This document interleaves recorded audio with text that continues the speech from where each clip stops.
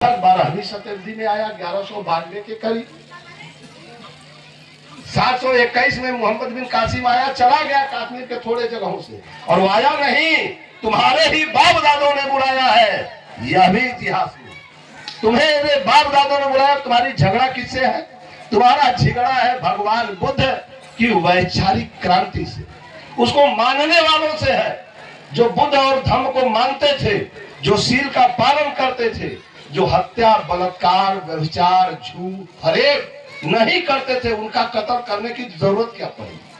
और आज भी मैं नहीं कर रहा हूं, भारत सरकार का सुप्रीम कोर्ट कह रहा है, जोगिंदर कुमार बनाम उत्तर प्रदेश सरकार AIR 1994 1349 की कंडिका 13 में राष्ट्रीय पुलिस आयोग की लिपिबद्ध तीसरी रिपोर्ट करेगी। भारत में 60% से ज्यादा लोग जो निर्दोष हैं जेलों में बंद हैं। फिर कानून क्या कहता है कि सारे अपराधी भले छूट जाए, लेकिन कोई निर्दोष तो बंद ही नहीं होना चाहिए। ये 60% हो गए। जो मौजूदा खन्ना साहब चीफ जस्टिस ऑफ इंडिया है, इनके पहले जो जज साहब थे, उनके पहले एक जज साहब थे AB रमन्ना साहब, उन्होंने कहा कि यह मामला 60% निर्दोष लोगों का जेल में बंद होना नहीं है, यह 70% पहुंच गया। तब तक लोकसभा की कार्रवाई चल रही थी। विधि मंत्री भारत सरकार किरण रिजिजू ने कहा भारत सरकार ने कि अब यह मामला 70% तक नहीं रहा, ये 80 से 90% पिछड़ी जाति, अनुसूचित जाति, जनजाति और मुसलमान के जो बच्चे निर्दोष हैं, उन्हें जेलों में बंद किया गया है। तो मैं जानना चाहूंगा और आपको बताना भी चाहूंगा कि ये निर्दोष लोगों को जेल में बंद क्यों किया जाता है? क्योंकि जिनसे उनकी सरकार को खतरा है, जो लड़ाकू हैं, जो अपने मूल अधिकारों के लिए लड़ते हैं, उन्हें ही जबरदस्ती अपराधी करार दे करके FIR दर्ज करके उन्हीं का थानेदार है, उन्हीं का राष्ट्रपति है। और हमारा अगर राष्ट्रपति है तो ऐसे ही राष्ट्रपति हैं जैसे कोविंद जी थे, और हमारी जो बैठी हुई है मौजूदा राष्ट्रपति महोदय, इन्हीं के सामने सब कुछ हो रहा है। उनके सामने भारत का संविधान जला दिया गया। दिल्ली में जंतर मंतर पर बेचारे चुप रहे। मौजूदा राष्ट्रपति महोदया है, तो इन्होंने संविधान के विरोध में अनुच्छेद 340 में लिखा है कि सामाजिक और शैक्षणिक दृष्टि से जो पिछड़े वर्ग के लोग हैं, उनको राष्ट्र की मुख्य धारा में लाने के लिए प्रत्येक 10 वर्ष पर राष्ट्रीय स्तर पर राष्ट्रपति महोदय एक आयोग बनवाएंगे, और वह आयोग घूम घूम करके पता करेगा कि सामाजिक दृष्टि से यानी जाति के आधार पर अपमानित होने वाले कौन लोग हैं, वर्ण के आधार पर अपमानित होने वाले कौन लोग हैं, और पढ़ाई लिखाई के मामले में भी जो पढ़ लिख नहीं पाते हैं, वही लोग, उनके लिए संरक्षण की व्यवस्था, आरक्षण की व्यवस्था की गई। और इस सरकार ने, मोदी ने क्या कर दिया भाई? आप लोगों ने वोट दिया है तो सोचिएगा, उन्होंने आपके बच्चों का भविष्य विनाश कर दिया है। और अनुच्छेद 16(4) के बाद 16(5) बढ़ा दिया। कहा कि अब गरीबी के आधार पर तो जो 5 किलो राशन मांगने वाले 80 करोड़ लोग हैं, जिन्हें पकौड़ा तलने को रोजगार बताने वाले बेशरम लोग हैं, यह लोग मना कर रहे हैं। क्या पकौड़ा तलो रोजगार मिल जाएगा? ऐसे ही परिवार के बच्चों को उन्होंने आप वंचित किया है। तो मैं फिर चलता हूं, जो हमसे बात हुई है कि संविधान की प्रस्तावना, पहले प्रस्तावना समझने तो फिर बहस। ये कहें कि हम भारत के लोग, दोनों जगह कामा लगा है। फिर आगे है, भारत को एक संपूर्ण प्रभुत्व संपन्न समाजवादी पंथ निरपेक्ष लोकतांत्रिक गणराज्य बनाने के लिए तथा उसके समस्त नागरिकों को सामाजिक, आर्थिक, राजनैतिक न्याय, सामाजिक न्याय मिल गया। संविधान कह रहा है आज 76 सालों से कि भारत के प्रत्येक नागरिक को समाज के अंदर बराबरी का अधिकार है, चाहे वो महिला हो या पुरुष, चाहे वर्ण के आधार पर हो या जाति के आधार पर हो, क्षेत्र के आधार पर हो, या राष्ट्रपति और चपरासी के बीच बराबरी का मामला है। भारतीय संविधान का अनुच्छेद 14 लागू है?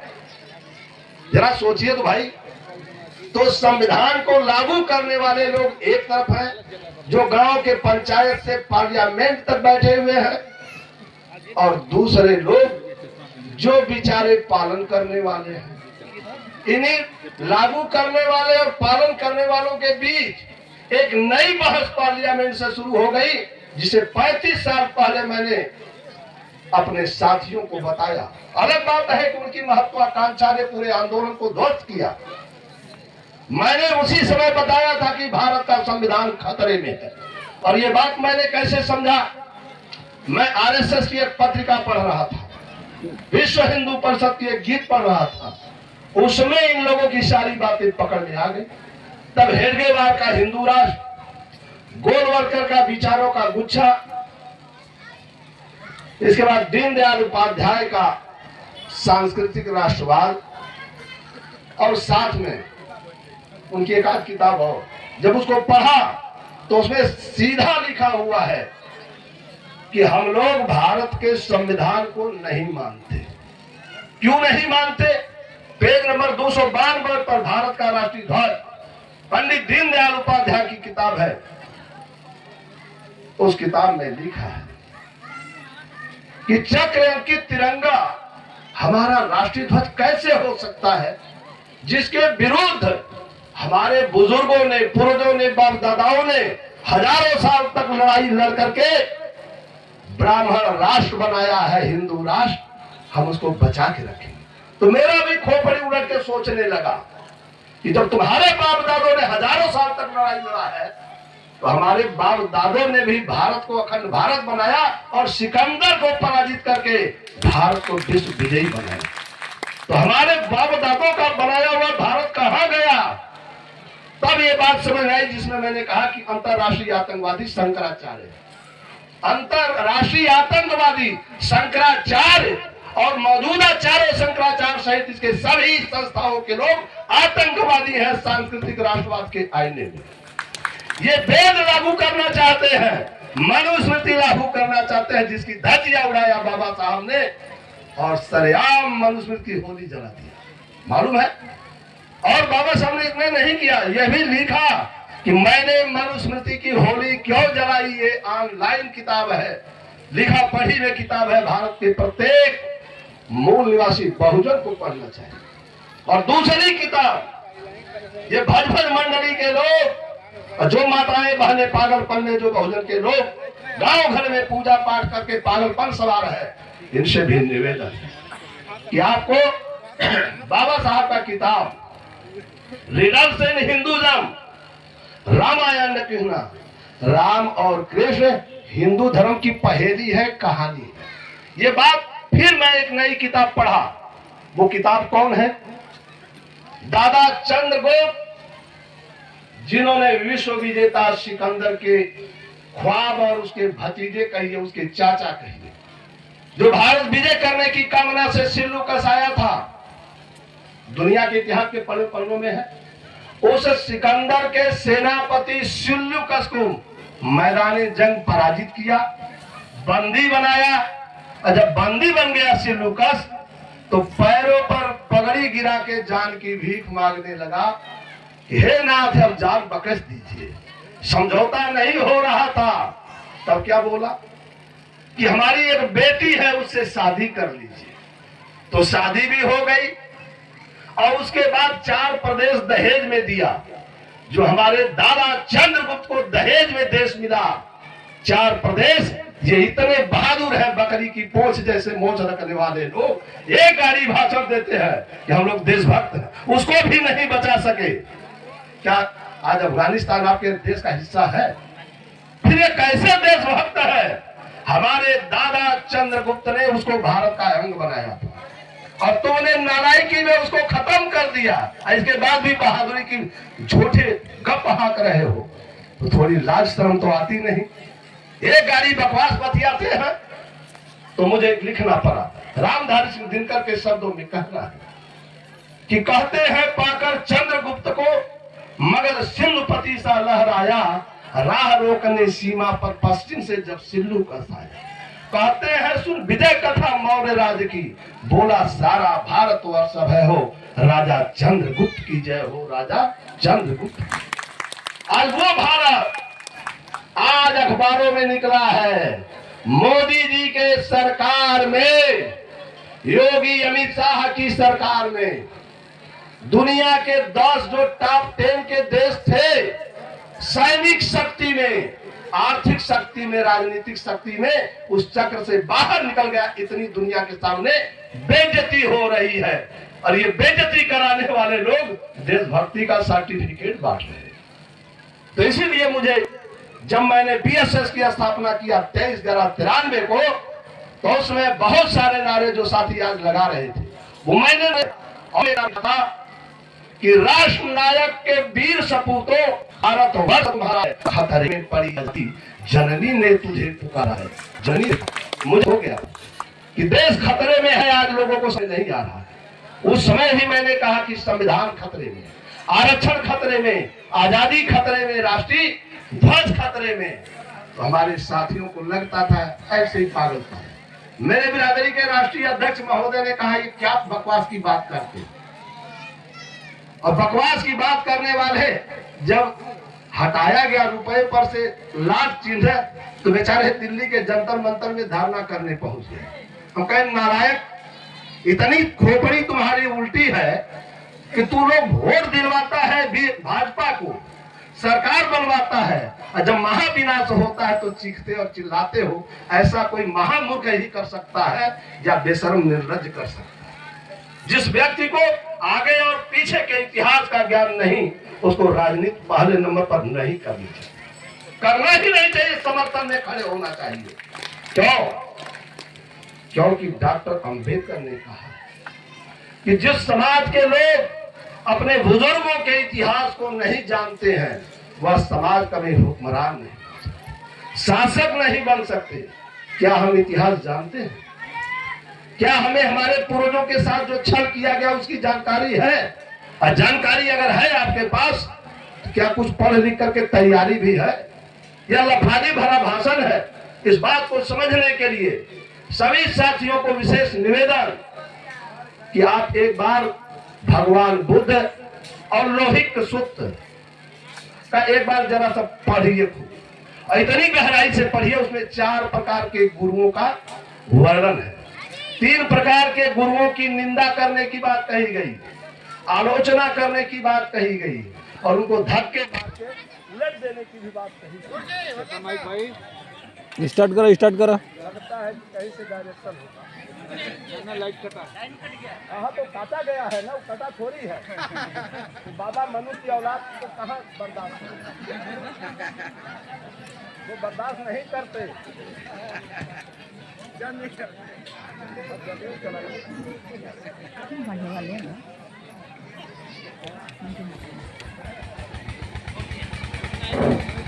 तो अभी मैंने थोड़ी सामाजिक रूप से चर्चा किया। अब मैं आता हूं आर्थिक दृष्टि से। भारत की टोटल संपत्ति का 70% मात्र 200 घराने के पास है। कुछ वैज्ञानिकों ने, आर्थिक वैज्ञानिकों ने कहा है कि 80 से 85%। तो मैं उसी पर विश्लेषण कर देता हूं। इतना तो सबको पता है कि मोदी जी लंबे लंबे भाषण देते हैं, प्रधानमंत्री जी, और अपने मन की बात कहते हैं। मन की बात में कहते हैं कि मैं 80 करोड़ लोगों को 5 किलो राशन प्रति महीने देता हूं। जिसका मतलब 80 करोड़ गरीब है ना, कि नहीं है? ये 80 करोड़ जो गरीब लोग हैं, इनकी प्रतिदिन की आमदनी कितनी है? यह बात 2008-9 से लेकर 12-13 तक आंकड़े आए। अब मोदी जी ने वह आंकड़ा ही निकालना बंद कर दिया। रोज निकालते हैं, गरीबी रेखा से इतने करोड़ को बाहर निकाल दिया। पूछता हूं कि वो आंकड़े जो आए थे, पाकिस्तान की जनसंख्या से 1.25 गुना ज्यादा, 29 करोड़ लोगों की आमदनी 1 रुपया प्रति महीने थी। अब 1 रुपये महीने कहां से आता रहा होगा? भीख मांग के, या कहां से लाते हो? उसके बाद और ऊपर बढ़े तो 32 करोड़ लोग बेचारे मात्र 9 रुपया प्रतिदिन पर जिंदा थे। अब 9 रुपया प्रतिदिन वाले व्यक्ति और 1 रुपया वाले की क्या हाल होगी? क्या इस महंगाई के दौर में वो अपने बच्चों को भोजन करा पाएंगे? दवाई की जरूरत पड़ेगी, दवाई करा लेंगे? नहीं मिल पाएगी। न पढ़ाई है न दवाई है, और घर में बैठे बाबा जी की सिर्फ ओझाई है। अब बहुजनों के आगे कुआं पीछे खाई है, कौन समझाए? तो ये आर्थिक परिदृश्य है। और मुझसे मत कहिए, आप अपने अपने गांव में ईमानदारी से अपने अपने घरों का परीक्षण करिए और अपने हृदय पर सीधा दबाव डाल के विचार करिए, मन पर विचार करिए कि आप गरीबी रेखा से ऊपर है या उसी के अंदर है। जब बच्चे के शादी की बात आती है, बच्चियों के शादी की बात आती है, तो जरा उस माँ बाप से पूछो जिसके घर में 2 जून की फूटी कौड़ी नहीं है और 5 किलो राशन पर जिंदा है, ऐसा भी भारत क्या विश्व गुरु और विश्व विजेता बनेगा? बन पाएगा? आप ही लोगों से माता जी पूछ रहा हूँ, नहीं बन पाएगा। 80 करोड़ लोग में से खाली 20 करोड़ लोग मेरे कहने से वोट दे दीजिए तो प्रधानमंत्री बनने के 25वें घंटे में ही गरीबी भी भागेगी और अमीरी भी भागेगी और ये अपराधी भी भागेगी। 25वें घंटे में गरीबी और अमीरी दोनों भागेगी और अपराधी भी या तो ऊपर चले जाएंगे या जहां से पैदा होकर आए हैं वहां चले जाएंगे। ये होती है सरकार में ताकत। तो फैसला करना जरूरी है, फैसला आपको करना है। खाली संविधान के लिए धुबत्ती दिखावे या सिर्फ उसकी जय जयकारा लगावे, या संविधान खतरे में है तो संविधान लागू करने लायक बने, क्या बनना है? तो अब ये समझते होंगे खतरा कैसे है। 2-4 उदाहरण दे देता हूं। 2-4 उदाहरण दे के तो राजनीतिक न्याय पर आऊंगा। अभी 23 अक्टूबर 2021 को माननीय सर्वोच्च न्यायालय नई दिल्ली के विद्वान न्यायाधीश महोदया बीबी नागरत्ना और के.एम. जोसफ ने एक याचिका पर विचार करते हुए ऑर्डर पास किया कि भारत का संविधान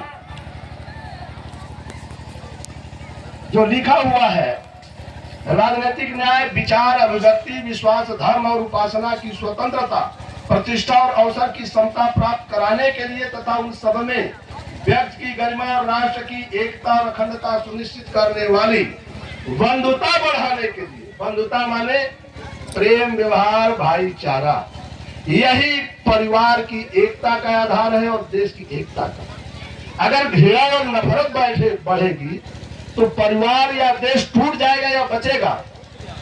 जी टूट जाएगा। और ये मौजूदा आरएसएस, बीजेपी, बजरंग दल, हुड़दंग दल के लोग दुनिया के सबसे बड़े आतंकवादी हैं। ये मैं चुनौतीपूर्ण शब्दों में कहता हूं। कैसे है? ये हिंदू मुस्लिम राइट करा रहे हैं पूरे देश में। देश के 76-77 सालों की आजादी में 77,000 से ज्यादा दंगे हो गए। अब दंगों में अगर देखा जाए तो मरने वाला कौन है? मरने वाले 99% से ज्यादा बहुजन समाज के लोग हैं, मूल निवासी हैं।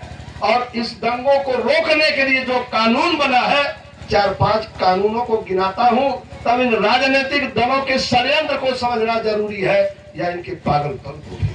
आपने अस्फा नामक कानून सुना है? टाडा सुना है? पोटा और मकोका का नाम सुना है? जी सुना है? आप लोग भाई नहीं सुना है? ये कानून बने हैं जब भाजपा सत्ता में नहीं है, लेकिन सहयोग करके कानून पास कराई है।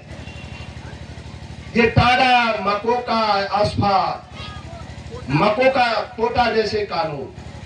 टाडा है, आपको गिरफ्तार कर लिया गया देश विरोधी गतिविधियों में, तो फिर आपको जल्दी से जमानत नहीं मिलेगी और टार्चर रूम में ले जाया जाएगा। अस्फा में तो 6 महीने तक सरकार को यह राइट है कि आपके घर परिवार को सूचित किए बगैर रख सकते हैं, 6 महीने तक। मकोका महाराष्ट्र का काला कानून। ऐसे ये कानून है। इसको वोट देने वाले कौन थे? उसमें तो बसपा नहीं थी, जगदेव बाबू की पार्टी नहीं थी। पार्लियामेंट में मेंबर ऑफ पार्लियामेंट कौन थे? जिन लोगों ने यह काला कानून पास कराया, जरा उनके चेहरे को भी बुला के देख लीजिए कि बताओ दुनिया के पागलों, तुमने अपने भाइयों के विनाश के लिए कानून बनवाया तो क्यों? यही बात फूले साहब जब रिवोल्ट कर रहे थे, तो कल्चरल रिवोल्ट इन इंडिया नामक किताब जब अमेरिकन लेडी गेलामेर ने लिखा, तो उसमें लिखा पढ़ी में है कि ये बगावत करने वाले लोग कौन हैं और सांस्कृतिक रूप से बगावत क्यों कर रहे हैं। तब ये बात समझ में आई कि ये लोग हैं जिनका देश छीन लिया गया, जिनका राष्ट्र छीन लिया गया और इन्हें मूल अधिकारों से वंचित करके काले कानून बनाए गए, जिसमें हम उनके सेवा करते रहे जानवर की तरह से। और उसके समर्थन में रामायण, महाभारत, रामचरितमानस जैसे किताबें लिखी गई, जिसको बाबा साहब ने रीडर्स इन हिंदुइज्म कहा। सर को बुलवाइए, सर से सुनिए। सर लोग को बुलवाइए। नाथ सकल संपदा तुम्हारी, मैं सेवक समेत सुत नारी। हे सरकार, सब लोग बोलिए। हम आपके दास हैं, गुलाम हैं। हमारी औरत भी आपकी हो गई, बच्चियां भी हमारी हो गई, हम खुद आपके हैं, जो मर्जी सो कीजिए। अब ये धर्म का किताब है या अधर्म का या कुकर्म का? अब इसको तोड़ने के लिए भगवान बुद्ध के पंचशील, वैसे तो 302 शीलों की चर्चा की है, उन शीलों के सामने इनको खड़ा करते हैं।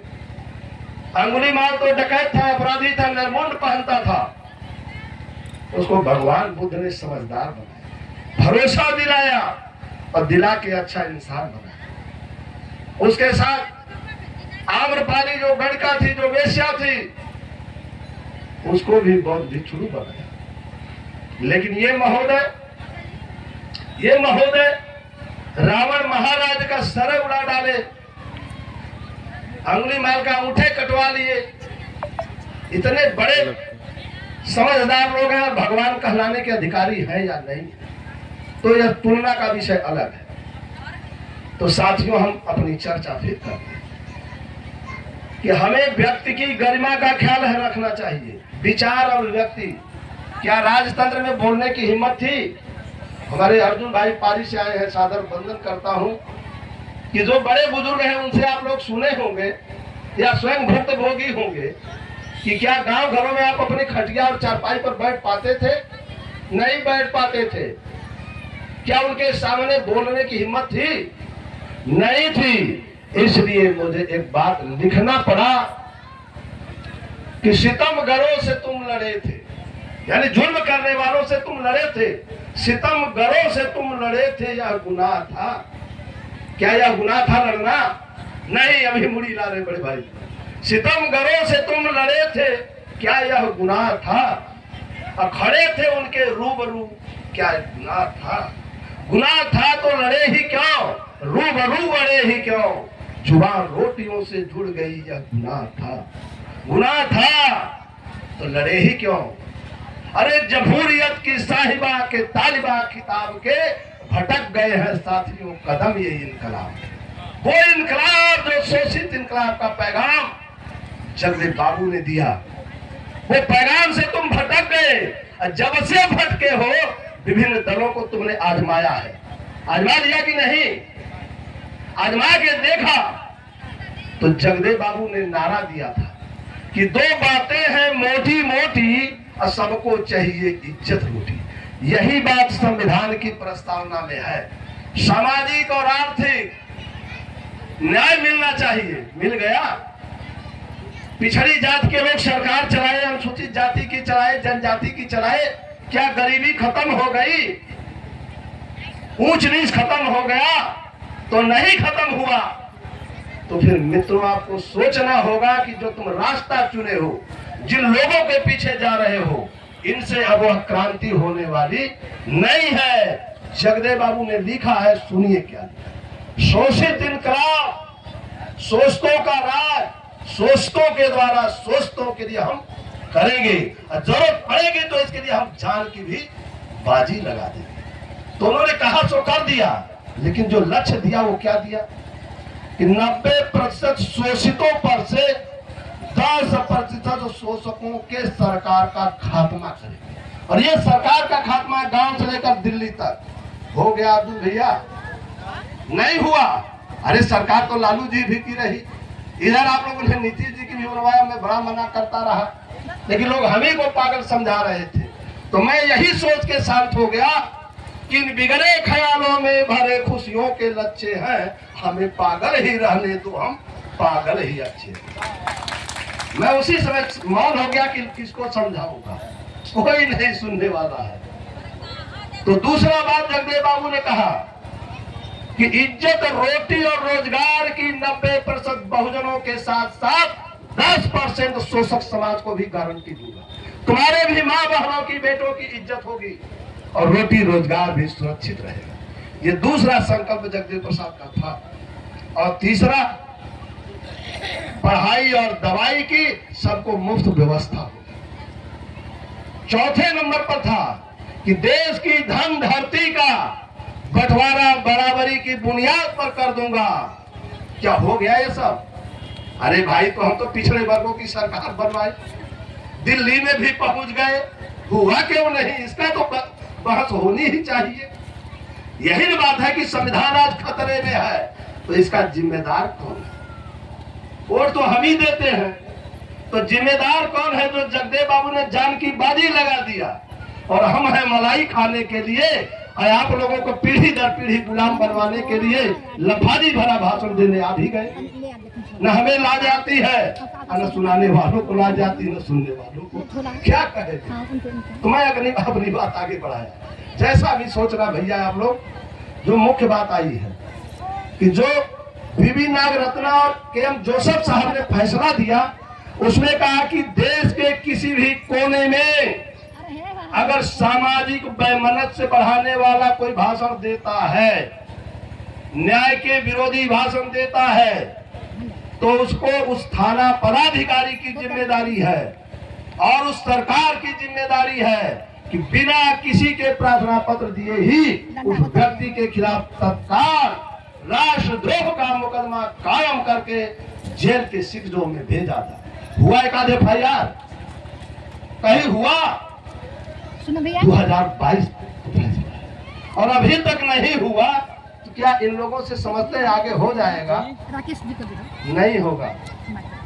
तो आगे लिखना पड़ा कि बदल कर खोद बदल। हाँ, दे दीजिए उसको कर कर। अब हम सरकारों से कहने नहीं माता जी आए दी हैं, हैं। हम बहुजन भाइयों से कहने आए हैं, मूल निवासियों से कहने आए। मैं मूल निवासी भाइयों से कहने आया हूं कि बदल कर खोद बदल दो तुम जमाने की निगाहों को। अगर है खूंखार शासन तो उठा लो तुम भी अपनी बाहों को उठा लीजिए, क्योंकि लोकतंत्र अंतिम सांस से गिर रहा है। अंतिम सांस अगर बहुमत मिल गया होता तो अभी पूर्णाहुति हो गई होती, जिसकी परिकल्पना में हमारे निर्लज्ज सांसद विधायक भाषण देके ले चलते हैं चलो मोदी जी की ओर, और ये हमारे नेतागण जिधर ले जाते हैं कंधे का सहारा देते हैं। हमको कोशिश करनी चाहिए कि ऐसे सांसद विधायक जो भारतीय संविधान के विरोध में, बहुजन समाज के विरोध में बनने वाले काले कानूनों का समर्थन करते हैं, उनकी जमानत जब्त करा देना है, ताकि दोबारा कभी पार्लियामेंट में नहीं आ। ऐसा समाज बनाना है। हम तो जातियों का समाज बनाने में लगे हैं, और जातियों का समाज जब दादा चंद्रगुप्त की सरकार थी, महाराज बिंदुसार अशोक की सरकार थी, उस समय जो राज दरबार में राजदूत आए थे, उनका नाम है मेगस्थनीज। उन्होंने किताब लिखा है, वह किताब दुनिया के लाइब्रेरी से गायब है, ऐसा पढ़ाया गया। तो कुछ लोगों ने कहा कि कुछ उसके उद्धरण गायब है। तीसरे प्रकार के वे लोग हैं जो सबसे बड़े व्यक्ति का नाम, मेगस्थनीज के समय के जो लेखक हैं, 8-10 प्रमुख लेखक, और उन लेखकों ने अपने अपने किताबों में मेगस्थनीज की इंडिका का उद्धरण दिया है। उस उद्धरण को एक जगह इकट्ठा किया सारे दुनिया से, बोलसाल जर्मनी के रहने वाले सानबैक ने। वो फ्रेंच में लिखी किताब है 1840, उसका हिंदी में अनुवाद डॉक्टर बाल कुमार ने लिखा है, सो मैंने पाई पाई पढ़ लिया। उसमें लिखा है कि जो मौजूदा अखंड भारत उस समय था, उसमें अफगानिस्तान को आर्यावर्त कहा जाता था, जिस अपने आर्यावर्त के लिए ये बताते हैं, पढ़ाते हैं, वह आर्यावर्त दादा चंद्रगुप्त को ससुराल में मिला था, और उसी के माध्यम से जो वहां के निवासी थे वो यूनानियों के गुलाम थे, उनकी ज्यादातर रखैलों की संतानें पूरे भारत में फैल गई, और इन्हीं लोगों ने भगवान बुद्ध का जो धर्म महाराज अशोक ने फैलाया था उसके विनाश के कारण बने, जो उस किताब में है। और येसुकारी सूत्र का हवाला दिया गया है कि भगवान बुद्ध ने येसुकारी सूत्र में जो बात कहा है, तो एक सबसे बड़ा भ्रम इस देश के अंदर है, वो डीएनए टेस्ट से फाइनल हुआ। वो ये लिखा पढ़ी में है कि श्रमण ब्राह्मण ये अलग चीज है और ब्राह्मण अलग चीज है। वो श्रमण ब्राह्मण जो मूल निवासी बहुजनों के परिवार में समझदार जिम्मेदार लोग थे, दूरदृष्टा थे, भविष्य दृष्टा थे, भविष्य वक्ता थे, उनको कहा गया है श्रमणों के ब्राह्मण, यानी बुद्धिजीवी वर्ग। ये वहां लिखा है, तो उनको भी घाल मेल करके इन लोगों ने अपने में मिला लिया। तो मैं एक कहानी सुना था, कहावत अपने संरक्षक राम छत्रनाथ मौर्य जी से। वो कहते थे ऊंट उपाध्याय ऊसर, इनकर विधाता दूसर। मैं सोच रहा था कि ऊंट तो ऊंट, ऊसर और उपाध्याय जी का विधाता दूसरा कौन हो सकता है। तब मुझे पकड़ में आ गया कि मौर्य साम्राज्य के बाद, जो विनाश के बाद पतंजलि और पुष्यमित्र शुंग की प्रतिक्रांति है, जो इन्होंने वर्ण व्यवस्था बनाई है, उस वर्ण व्यवस्था में उस समय के श्रमण ब्राह्मणों को सम्मिलित कर लिया, उन्हें उपाध्याय कहते हैं, इसलिए सबसे छोटे जाति के कहे जाते। ये उसमें निकल के आया। अब हम आगे बढ़ते हैं कि संविधान की प्रस्तावना से न तो सामाजिक अधिकार बढ़ा, न आर्थिक पूरा हुआ, और राजनीति के न्याय का आंकड़ा सुनिए। आप ही लोगों ने वोट दिया है ना माता जी, दिया है कि नहीं? आप लोगों ने, आपने जो वोट दिया है, जब लोकतंत्र जनता के लिए जनता द्वारा होने वाला शासन है, इसके हिसाब से जो 80 करोड़ लोग राशन मांग रहे हैं, 5 किलो खा के जिंदा है, इनके परिवार का एक भी आदमी सांसद नहीं है। 80 करोड़ लोगों के परिवार का एक भी आदमी नहीं है, तो किसके परिवार का है? 545 मेंबर ऑफ पार्लियामेंट में से 2 राष्ट्रपति महोदय मनोनीत करते हैं, 543 का चुनाव होता है। उस 543 में 504 सांसदों की जो समांतर माध्य आय है 46.5 करोड़।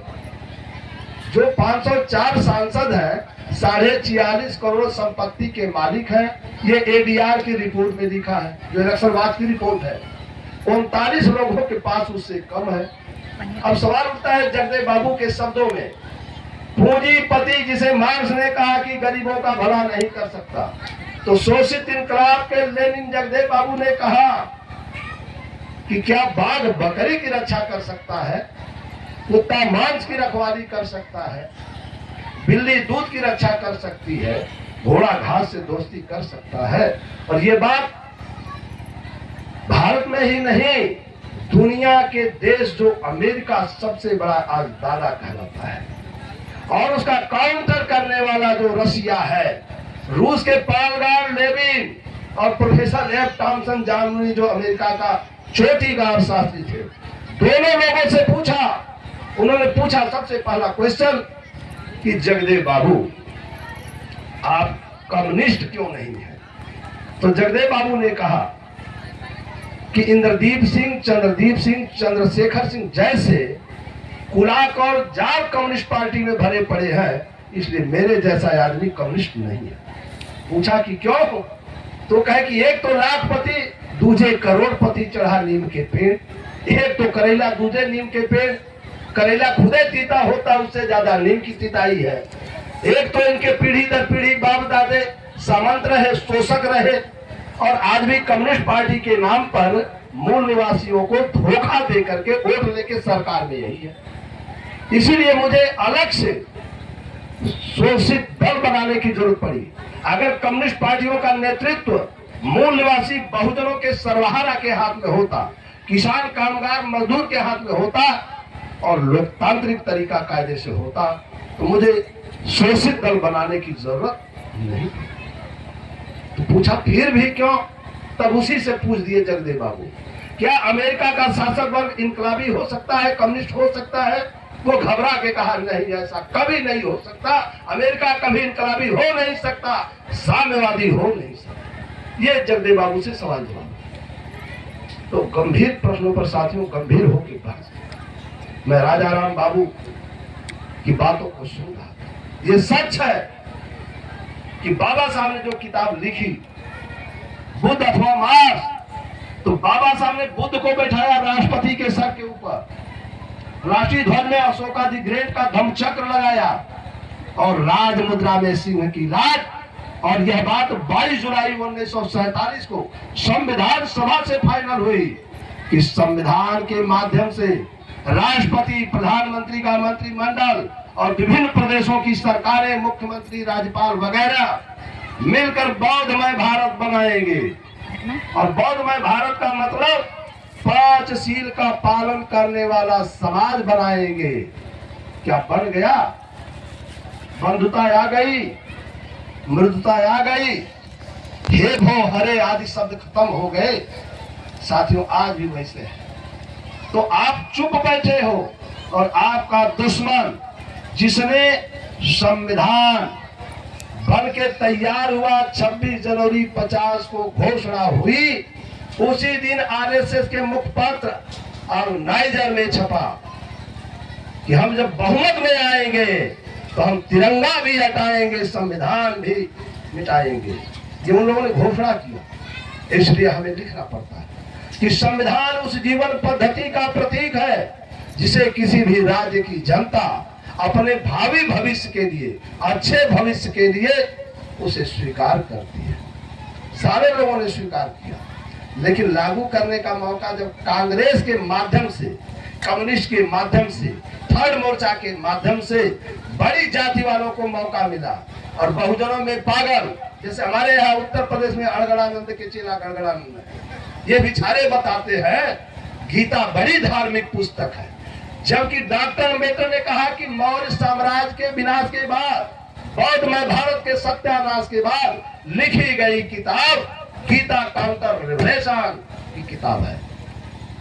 वही बातें धम्म पद से चोरी करके थोड़ी सी मिला ली गई, बाकी प्रतिक्रांति पर ठप्पा लगा दिया। और हम सोचते हैं कि हम बहुत काबिल हैं। तो मित्रों, मैंने बड़ा समय लिया है आपका, कुछ चीजें मैं और कहना चाहता था। बहुत समय लेने के बाद संविधान हो गया। अब 2-3 बातें कह के वाणी को विराम दूंगा, बहुत समय लिया। 7 फरवरी 2019, 11 जून 2019 का आरक्षण लिखा है ना।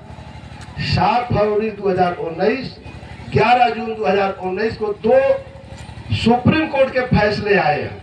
अब फैसला आपको करना है कि आप भरोसा करने लायक है या नहीं, क्योंकि देश की मालिक जनता है। 7 फरवरी 19 के फैसले उत्तराखंड में अनुसूचित जाति जनजाति के लोगों ने आरक्षण की मांग किया था विभिन्न विभागों में। तो उसमें फैसला आया कि सरकार नौकरी देने के लिए बाध्य नहीं है, मजबूर नहीं है। और हम नारे लगा रहे थे कि आरक्षण कोई भीख नहीं, यह अधिकार हमारा है, हर जोर जुल्म के टक्कर में संघर्ष हमारा है। कहाँ गया संघर्ष? पास हो गया। चलिए, अब 11 जून 2019 को दूसरा फैसला है। पिछड़े वर्ग के लोग बड़े बहादुर हैं, बहुत बुद्धिमान बनते हैं इनके नेता और कार्यकर्ता, सामाजिक लोग भी। फैसला आया तमिलनाडु का। तमिलनाडु के गवर्नमेंट ने मेडिकल में आरक्षण कर दिया, बढ़ा दिया। वहां लोगों ने चुनौती दिया, ये आरएसएस बीजेपी के लोग छद्म रूप से पर्दे के पीछे आगे कोई और उसमें लिखा, वहां की कोर्ट ने बहाल कर दिया कि हाँ ये फैसला जायज है, क्योंकि वहां पेरियार रामास्वामी नायकर का सांस्कृतिक क्रांति चलती है। डीएमके की गवर्नमेंट थी, तो उस गवर्नमेंट को बेइज्जत करने के लिए सुप्रीम कोर्ट लेकर के गए और सुप्रीम कोर्ट ने कहा कि आरक्षण मूल अधिकार नहीं है। क्या बोला? मूल अधिकार नहीं है। और 2023 में मोदी जी की कृपा से ऊंची जातियों को 10% आरक्षण दे दिया, अनुच्छेद 340 का हत्या कर दिया।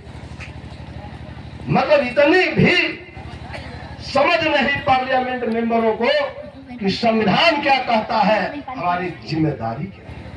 अरे भाई, तुम पार्लियामेंट में हो, चाहे जिस पार्टी के तुम हरवाही करते हो, उसके लिए हमारे लेनिन, शोषित इनकलाब के लेनिन जगदेव बाबू ने ऐलान किया था कि ऊंची जात के लोगों ने हमारे बाप दादों से खेत खलिहानों में हरवाही चरवाही कराया है। मैं इनकी राजनीति में हरवाही करने के लिए पैदा नहीं हुआ हूं। ये कहा था जगदेव बाबू ने। और मैं 90% सोचतों को ऊंची जाति वालों की राजनीति में हरवाही करने के लिए कभी नहीं कहूंगा। और हम हैं कि ऊंची जातियों की जितनी बड़ी रखेल हो सकते हैं, उनका जूता में पालिश कर सकते हैं, पैरों में तेल मालिश कर सकते हैं, उनकी महिलाओं के लुग्गा झूला कचार सकते हैं, उससे ज्यादा निर्लज्जई में ये बेचारे पार्लियामेंट और असेंबली में पहुंचकर कानून बनवाते हैं। ये है हमारे सांसद विधायक, ये अपनी गरिमा खो दी। इसलिए मुझे लिखना पड़ा कि जिस नर को अपनी अस्मिता का ज्ञान नहीं है, जिस नर को अपनी अस्मिता का ज्ञान नहीं है, जिसे अपनी हैसियत और हस्ती की पहचान नहीं है, धिक्कारने के योग्य भी नहीं है राकेश ब्रह्मन, सिर्फ वह जिंदा लाश है, इंसान नहीं। मैंने काफी कुछ कहा, खरी खोटी सुनाई। अगर किसी को चोट लगी हो तो क्षमा करते हुए इतना ही कहूंगा कि आप लोग बहुत गंभीर हो जाइए। ये जितना हम लोगों ने नारा बना लिया, जितना झंडा बना लिया, इस बनाने के बावजूद भी दुश्मन आपसे काफी मजबूत है। दुश्मन को सामने देखकर आप अपनी गोलबंदी करें। कम से कम अंतर मन में अपनी पथा को तैयारी करें कि हमारी हैसियत क्या है। संविधान बचेगा, लोकतंत्र बचेगा, तब जाकर के हम इस देश में वोट के माध्यम से हुक्मरान होंगे। वरना तो बाबा साहब 26 जनवरी 50 को संविधान सौंपते समय राष्ट्रपति और प्रधानमंत्री को कहे थे कि आज से हम विरोधाभास की जिंदगी में प्रवेश करने जा रहे हैं। एक तरफ बकल देता, एक तरफ सामाजिक और दूसरे तरफ आर्थिक गैर बराबरी बनी रहेगी। राजनीति में तो समानता है, one vote one value one man, लेकिन सामाजिक आर्थिक गैर बराबरी बनी रहेगी तो इस देश के लोकतंत्र का भविष्य बहुत दिनों तक अच्छा नहीं रह सकता है। आपको बताई दिया जाति भेद, इस पर भी बाबा साहब ने किताबें लिखा है, एनिहिलेशन ऑफ कास्ट, जाति भेद का विनाश क्यों और कैसे। इतना बड़ा मनीषी हमें भारत का मार्ग प्रशस्त करके दिया है बहुजनों के लिए कि रास्ते पर सिर्फ चल जाए तो बात बन जाए। तो चलिए, मैंने बहुत समझ लिया। आप लोगों ने जिस धैर्य से सुना है उसके लिए मैं आपको बहुत बहुत साधुवाद देते हुए इतना कहना चाहूंगा कि सदियों की बिगड़ी बनाने चला, सदियों की बिगड़ी बनाने चला हूँ, गफलत और नफरत मिटाने चला हूँ। गहरी नींद में जो सो गए हैं, भगवान बुद्ध, चंद्रबुद्ध, महान अशोक और बाबा साहब के वंशज, उन्हीं को फिर से जगाने चला हूँ। जय भारत, जय भारत।